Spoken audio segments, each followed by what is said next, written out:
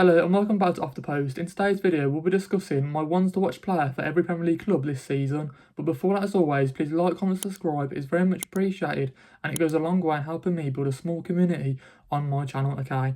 We've recently just hit 210 subscribers and I just want to say a massive thank you for you guys on my recent videos and all the likes and the comments on social media as well. It definitely doesn't go unnoticed. But yeah, let's get straight into the episode, shall we? Kicking off with Arsenal. Now for me, the ones to watch player would be Victor Gyökeres because, you know, Arsenal fans have been crying out for a new striker for the last 2 years, I want to say now, and they've finally got their player over the line. And he's also the leading goal scorer in Europe, isn't he, so far, Victor Gyökeres, for what he did with Sporting Lisbon over those 2 or 3 seasons. And for me, he's a fantastic player, and we've seen glimpses of it in the first 2 game weeks. So for me, I feel like he can come in and probably score 15 goals this season. I just don't know whether or not he'll be like a Gabriel Jesus or a Robin van Persie.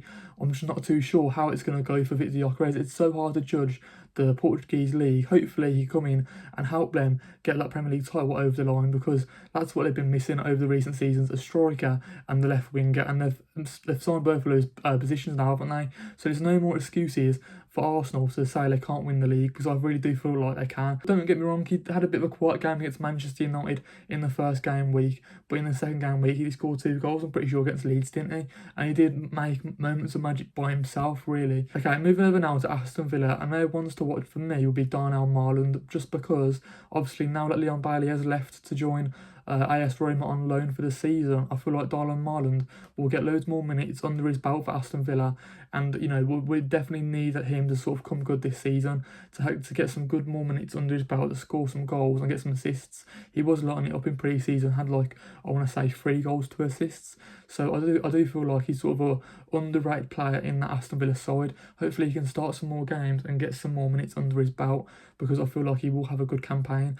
You know, there's not really that many players in that right winger position, so I feel like he probably will be the main player to be called upon. It's either him or Evan Gussard to sort of battle it out for those 2 positions. At the time of recording, we're also linked to Marco Asensio getting back out on loan, so I'm not too sure whether he'll come in and start on that right hand side or not. I'm not too sure, but for me, Darnell Marland is the perfect player to sort of, you know, take on that mantle of Leon Bailey, because I feel like hopefully Marlon can be a little bit more consistent than Bailey was for Aston Villa anyways. Okay, moving over to Bournemouth, I've got to choose Diakite as my ones to watch for the season, the French centre-back, because we all know how well Bournemouth's attacking line is, but it's just whether or not their defence can sort of, you know, be stable as it was last season. Obviously losing the likes of their 2 main centre-backs in Dean Huijsen and the Ukrainian centre-back, I'm forgetting his name, losing those 2, losing Kerkez as well, 3 out of their 4 you know, defenders in that back 4, you know, it's a massive loss. So hopefully now Areola can sort of, you know, have these defensive options to sort of come in and you know, keep them more stable again. I'm not too sure how well they'll do this season. If they can get some more defenders over the line in the likes of Axel Tusabe, I think he's joining them on loan from Chelsea, or it might be a permanent deal, but if they can get him as like a backup option for a Diakite, or even to play alongside a Diakite, I really do feel like the defence will determine whether or not they'll finish either like 8th or 14th. I do really feel like it'll be either those 2 positions for Bournemouth this season. The defence needs to be solid, otherwise I don't see them finishing top half this season. Okay, moving over now to Brentford, we're choosing new goalkeeper, Irish goalkeeper Kelleher. Okay, obviously signing from Liverpool. For me, don't get me wrong, he didn't really have a good game in that first game week, I'm pretty sure, but that second game week against Aston Villa, you know, kept the clean sheet, and I'm pretty sure he only made 1 save in that whole game. So it shows how well that defence was, shows how well he played in goal, and for me, Kelleher is going to have a big season to sort of keep them in the Premier League, isn't he? Because a lot of people have been touting Brentford to go down and get relegated this season, me included. I do feel like they don't have enough in that forward position to sort of keep them in the Premier League. But then again, they might have enough in the defence to sort of keep them in there. And if Kelleher can sort of, you know, keep those clean sheets, keep those saves, you know, in the Premier League, I feel like they might just about do it, but he's got to have a massive season to do so. So we'll have to wait and see whether or not that game against Aston Villa was a one-off or not. It's just, you know, it's very early on in the season, so you know what I mean. If they can get some early points now, where sort of teams are sort of trying to figure themselves out, it might be good for Brentford to keep them up in the season for the long run, if that makes sense anyways. Okay, moving over to Brighton, we're going with Belgium left back, the Couperia. Hopefully I've said his name right. For me, he's such an impressive player, obviously coming from Club Brugge. I do highly rate this person, and you know, Club Brugge have had some half decent players over the recent seasons, and for me, I feel like he's that sort of perfect replacement for their left back they lost recently to AC Milan, Esther Pacino. I'm pretty sure that's his name. You know, the Cooper sort of came in and he hasn't looked out of place whatsoever, has he? You know, he's good going forward. He's probably a more attacking fullback than he is a defensive fullback. But he does look half decent defensive wise as well. Don't get me wrong, he's probably been caught out a few times here and there. But when you're playing both attacking fullbacks as Brighton do, it's likely that they are going to get counter attacked and whatnot. So you just have to bear with the Cooper here, because I'm pretty sure as soon as they get more minutes under his belt, under that new manager, under that new system, how he wants to sort of play, I feel like the Cooper will come in and have a more balanced season. But he does look very good going forward, so he might get a few assists for Brighton this season from the back. Okay, and moving over now to Burnley. For me, this I'll sort of team it up with two players. It was either between Broja and Aaron Ramsey. Now, for me, I'm going to have to choose Aaron Ramsey because, you know, he's just come back from a massive injury and he scored his first goal for a while for Burnley, okay? I'm pretty sure he signed last season and he got a massive injury straight away, didn't he? Aaron Ramsey, and it did look very unfortunate because obviously signing from Aston Villa, he did look like, you know, a ones to watch for them last season, but I feel like now he's going to really kick on and sort of find his feet in the Premier League. Okay, moving over now to Chelsea, it's got to be Esteban. For me, the 18-year-old Brazilian is an absolute wonder kid, isn't he? He was so impressive in the Club World Cup for Chelsea, and he's taken that form into the Premier League, obviously starting ahead of Cole Palmer through his injury. I feel like he's sort of the ones to watch now to sort of replace Cole Palmer in the sense of becoming Chelsea's youngest ever assister in 18 years old and 120 days. It's absolutely extraordinary, okay? It's out of this world, if you like, for me. For me, when you think about some of the Brazilian wonder kids that Chelsea missed on a few seasons ago, well, probably like 10, 15 years ago at least, like in the likes of Robinho, Kaká, all these types of Brazilian players, they've finally got one over the line, and I really do feel like this Esteval is something special. I truly do feel like he's got world-class potential, and I feel like he's going to meet it in a few seasons' time. And if you've got Cole Palmer and Esteval on those right winger positions, right, that is so terrifying to come against the opposition defenders. They're going to be so terrified of those two players. In a few game weeks' time, when Cole Palmer's back from injury, right, you're probably going to have like a bit of an issue where you're going to play them both in the team. Can Cole Palmer come in that number 10 position and Esteval play on that right hand side? That probably will be the main solution to that problem, if some might say. So yeah, we'll have to wait and see if those two can sort of play together, because they look frightening, don't they? He does look frightening. He does look like the next best Brazilian wonder kid coming through at the moment, and maybe he might be the next Neymar, he might be the next Kaká, he might be the next Robinho, he might be the next Ronaldinho, we don't know. But at the moment, he does seem like he's got it all. Right, okay, moving over now to Crystal Palace. For me, this one has to be Chris Richards, just because when you think about the likes of Marga, he's sort of being linked with a move away from Crystal Palace. We just don't know whether he will get a move or not. It's looking more than likely that he most likely will stay. When you think about Oliver Glasner sort of playing a back three in defence, right, I feel like Chris Richards is sort of like an underrated player in there. And I just sort of wanted to give him some praise, really, because, you know, when he signed a few seasons ago, you know, he didn't really get that many minutes under his belt. But as soon as Oliver Glasner came in, he sort of seen, you know, the form of Chris Richards and sort of seen how good he actually is. Sort of become a very steady, good Premier League player, hasn't he, Chris Richards? And for me, he's got the height, he's got defensive awareness, he's got the, you know, late tackling ability, he's got the recovery skills as well to sort of become a mainstay player in that Crystal Palace side. And I think he has done, to be honest here, because I highly rate this player. Okay, the ones to watch for me for Everton would be Ndoye, because ever since joining the Toffees, he's not looked out of place, has he? He's not looked back ever since he's joined Everton, okay? And under David Moyes, he's looked like a real threat going forward. He got a few goals and assists last season. I want to say 10 goals in total, I'm pretty sure, which is a very, very good return last season, considering where Everton finished in the league. Don't get me wrong, they did finish 13th, which, you know, doesn't look bad in the grand scheme of things, but it had a bad start to the season. So if they can have a good start to this season and sort of have a good season overall, with the likes of, you know, Jack Grealish and Tyler Dibling, Kieran Dewsbury Hall sort of assisting him, you know, helping out, getting some goals as well, I really do feel like Ndoye will be that main player in that side for Everton, and I feel like that's what I feel like he's going to be the driving force behind Everton's, good Richard form. Going into this season, and you've seen it in the last game, didn't you? Obviously Jack Grealish getting the first assist for Ndoye in the new stadium. And here's a quick little fact for you, okay? Ndoye scored the last goal in the old Everton Stadium, and he scored the first goal in the new Everton Stadium. So for me, that's an absolute fantastic achievement to make in your Everton career, isn't it, for Ndoye? And I really do feel like he'll kick on and have a good season this season. He's also on penalties, I'm pretty sure, so he can get some decent little goals, contributions through the penalties as well. Right, okay, moving over to Fulham, I've got to choose Smith Rowe as my ones to watch because, he signed last season, he did look alright, didn't he? He had an okay season, probably could have done a little bit better than some might have expected, but for me, Smith Rowe, he's got it all to sort of become their main attacking threat in that team for Fulham.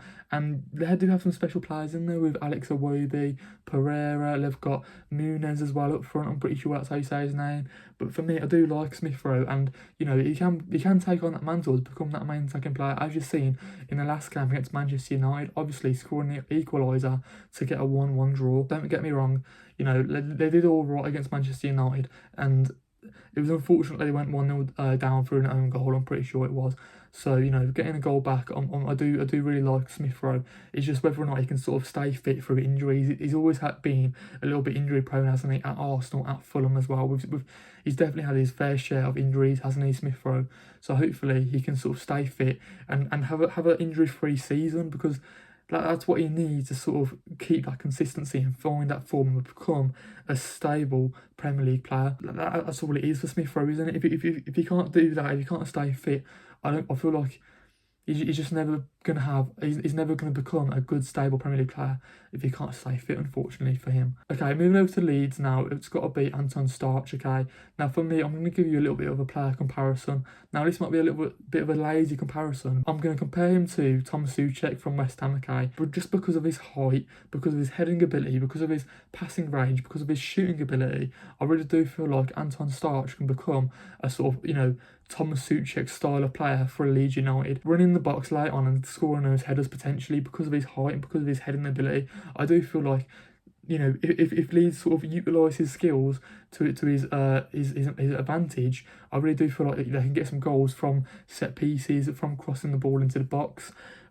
He's got a good long range shot on him as well, when we've seen in the first game week at least anyways, against Everton. I'm pretty sure he did have a few long shots, so maybe he can score a few long shots in there. Won't get as many as he probably would like this season, but if you can get one or two, that might be half decent for a Leeds United. However, I feel like they really do need him to have a big season for Leeds United. They've signed a lot of height in their team, haven't they, Leeds United, this season? They've sort of gone away from having those sort of smaller players in their side, other than on the wingers and the fullbacks, if you like. But yeah, I feel like this guy, he has sort of came in this season and he has looked somewhat impressive, I want to say. Don't get me wrong, he's sort of had a few missed late challenges in there, and he's sort of, lost the ball sometimes in midfield and whatnot, but that's expected. You're new to the league, he sort of needs to learn how to adapt to that Leeds United side. So once he has a few games under his belt, I'm more than likely that he'll have a good season for Leeds United.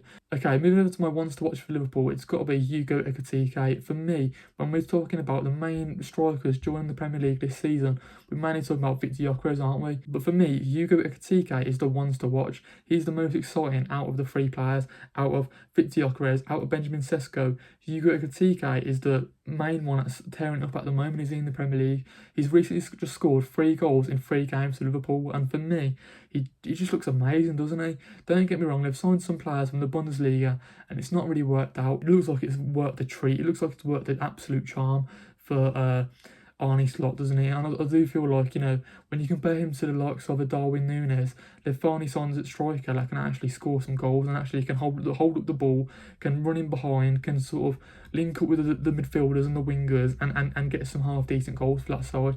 I do feel like Hugo Ekitike can go on and score a good 15 to 20 goals this season. This is the main player you've got to be talking about this season. And that goal he scored against Newcastle the other day, right, where Gakpo sort of slightly touched the ball outside the edge of the box, it was so instinctive, where he sort of just took, he sort of just shot with his first touch, I'm pretty sure, and scored a goal, didn't he, Hugo Ekitike, outside the box.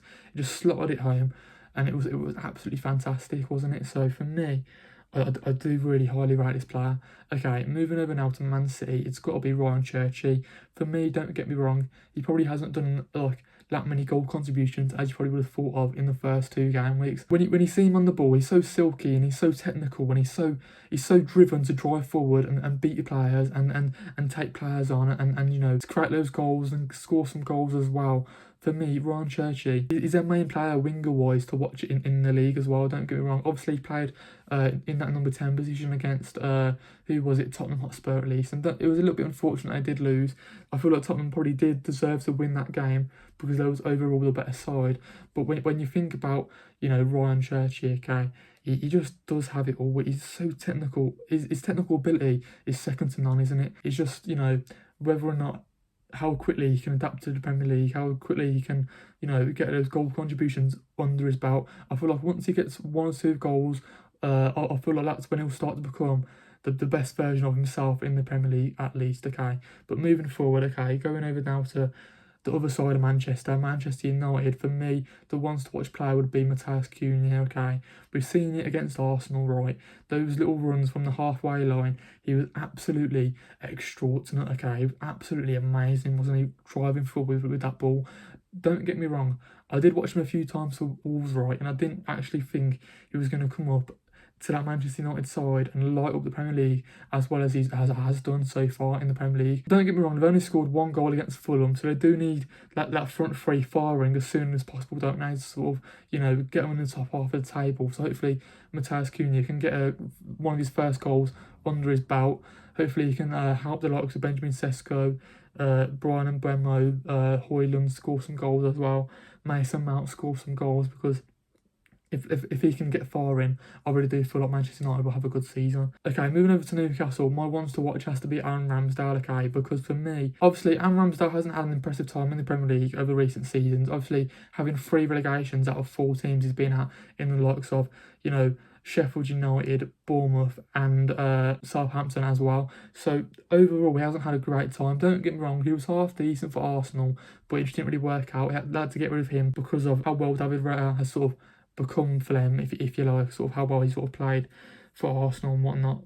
And for me, at Newcastle now, I really do feel like that's a stable club to sort of take him on and sort of, you know, find his feet and become a good Premier League player for Aaron Ramsdale, because in the sense of, you know, they've got a very good defence behind that goalkeeper in Nick Pope. Nick Pope isn't getting any younger, is he? So I feel like give it a year or 2, and I feel like, you know, Aaron Ramsdale will be that mainstay goalkeeper for Newcastle. He probably will have to play second fiddle for probably half of the season at least. And it might have to take him like a good 10 to 15 game weeks before we actually see him starting for Newcastle. We just don't know. Obviously, in these 2 opening fixtures, Nick Pope has played on both, so from that point of view, it does look a little bit tricky for Aaron Ramsdale so far. I will just have to watch out for him, because I would like to see him, you know, have a half decent season for Newcastle and sort of find his feet in the Premier League.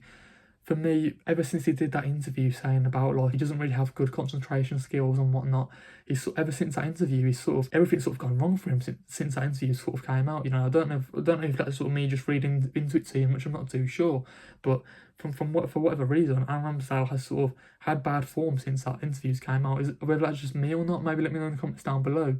How well do you think Aaron Ramsdale has done since that interview? And do you think he can sort of come in and replace Nick Pope in goal for Newcastle? We'll just have to wait and see. Okay, let me throw through some of these, because we've got like, what, I want to say 5 teams left. Okay, moving over now to Nottingham Forest, we've got Omari Hutchinson. For me, I've spoken about this guy in one of my recent videos. Okay, he's such an impressive player. He's got so high potential in that attacking area. Again, I just don't know where he's going to play in that midfield. Is he going to be starting for Nottingham Forest? I don't know. He probably will play on that right-hand side, because I don't think he makes it into that midfield 3 for Nottingham Forest. Again, I just don't know whether he's a little bit overpriced. I just feel like 37.5 million for Omari Hutchinson, a player that did get relegated with Ipswich Town, who did have impressive spells at times last season. I just don't know if it's worth the price. That's all I'm saying, because, you know, 37.5 million for a Championship player, at the end of the day, it does seem a little bit too expensive. That's just my opinions. Don't get me wrong, he probably will come in and probably get, I want to say, 5 to 8 goal contributions, and I feel like that will be a good season for Nottingham Forest because it definitely does add quality to their overall squad depth, if you like. Okay, moving forward now to Sunderland. For me, we've got Talby, okay, from Club Brugge, the right winger from Club Brugge. I really do like this player. Okay, don't get me wrong, he hasn't really looked that impressive for those 2 game weeks that they've played so far in the Premier League for Sunderland. Give it 5 to 10 more games, and I really do feel like once he finds his feet, I really do feel like Talby will come in and sort of be one of their main threats going forward. Just because he's got everything in terms of pace, power, he's got the ability to, you know, drive past players, he's got ability to hold up the ball, he's got ability to score goals, get assists as well for his team. So for me, I do find Talby one of their most exciting players. Again, Sunderland have signed so many players in the Premier League this season, so it probably will take time for all those new players and their old players to adapt to how everybody wants to play in that sort of aspect. Don't get me wrong, losing to, you know, Burnley, a newly promoted side, wasn't that good, was it, last game week, at least anyway, in game week 2. So hopefully, you know, let me know in the comments down below, Sunderland fans, what went wrong in that game against Burnley, because he looked so impressive in that game week 1, didn't you, against West Ham, winning them 3-0. So I just don't know, it's sort of, you know, complete opposites. How can you go from dominating one game to getting dominated the next? It makes no sense. But maybe that might be Sunderland's season where, you know, they score loads of goals, but they also concede loads of goals as well. Okay, moving over now to Tottenham Hotspur. For me, it's got to be Palhinha, because obviously watching him a few seasons ago for Fulham, right, he was, I'm pretty sure, the highest tackler in the Premier League in that midfielder position, okay? And we've seen it, especially in that Manchester City game. The Manchester City attackers could not get past Palhinha for whatever reason. He was closing them down. He was tackling all those Man City attackers for fun, wasn't he? He was absolute destroyer in midfield. He was a shin kicker, if you like. He was so good defensively for Tottenham, and I feel like that's what they've sort of been crying out for over the recent seasons, haven't they? Because they haven't really had that defensive-minded midfielder in there, and I really do feel like that's what they need. That's what every sort of team needs in the Premier League, don't they? Obviously, you've got, you know, all these different new types of CDMs in the league where they sort of like to get on the ball and like to play out from the back and whatnot in the likes of a Rodri and all these sort of different types of players. But for me, nothing beats a hard tackling defensive midfielder that just wins the ball back and passes it on to better players. You know what I'm trying to say? Like a prime Gareth Barry, if you like. That's just my opinions, okay? Moving over now to West Ham United. Now, for me, they do look a little bit doom and gloom, don't they, this season, but the ones shining light would have to be El Hadji Diouf, okay, the new left-back. For me, he is very impressive, obviously scoring 7 goals and getting 3 assists for Slavia Prague last season. Obviously, don't get me wrong, it's a very weaker league compared to the Premier League being the best league in the world.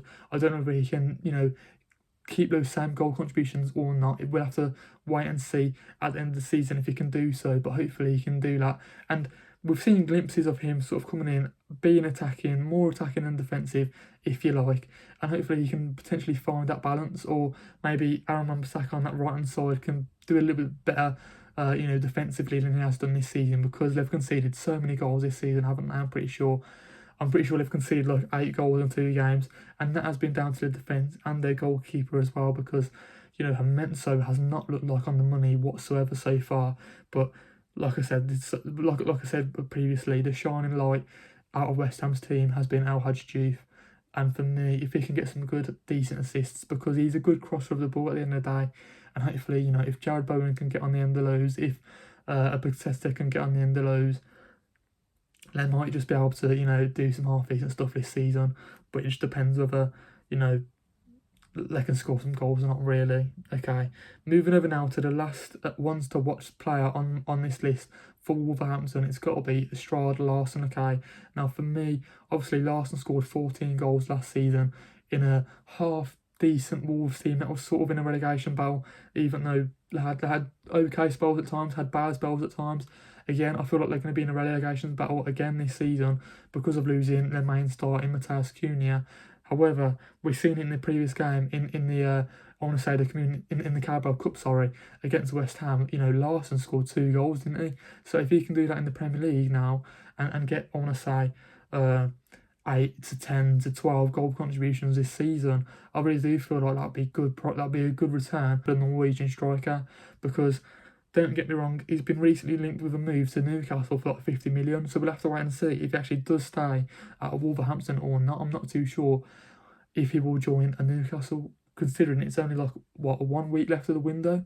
So from that point of view, he might actually have to leave Wolverhampton. And if they do leave Wolves, they're going to be in a whole heap of trouble, aren't they? Because I don't know who they're going to get to, replace him and get the goals that they need to stay in the Premier League. Because I have tipped them to actually get relegated, haven't I? So we'll have to wait and see if that comes true or not. Either way, if they keep Larsson or if they get rid of Larsson, I feel like they're going to struggle this season. But yeah, let's end the video with some questions, okay?